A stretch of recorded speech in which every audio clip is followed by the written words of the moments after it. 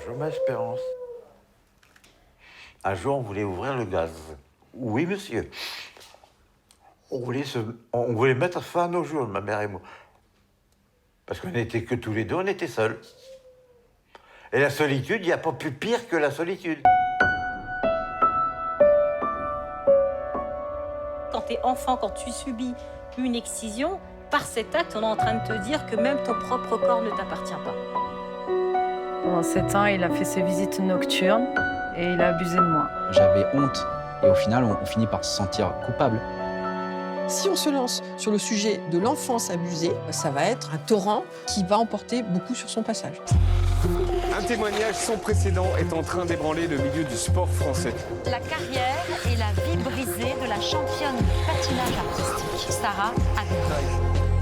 On est habitué à dire oui à son entraîneur. Il avait toute puissance sur nous. Il estime que les filles, elles sont à lui. Je me sens coupable, je me sens sale, je me sens honteuse.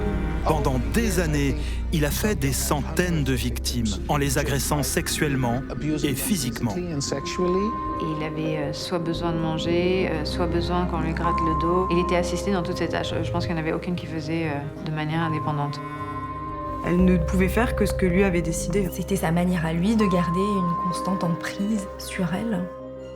Le féminicide est l'étape ultime de la domination masculine. C'est un crime de propriété.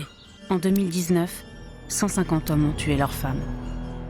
Ouverture aujourd'hui du procès de 2 policiers de la BRI. Ils sont accusés du viol en réunion. C'est un procès qui permet de poser la problématique du consentement. Côté policier, il y avait une volonté de faire bloc contre les déclarations de cette victime et de la discréditer.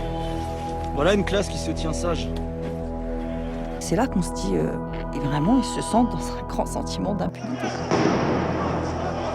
Quand le gouvernement français nous dit qu'il n'y a pas de violence policière alors qu'on a des témoignages, des vidéos, des images, la question se pose pour moi.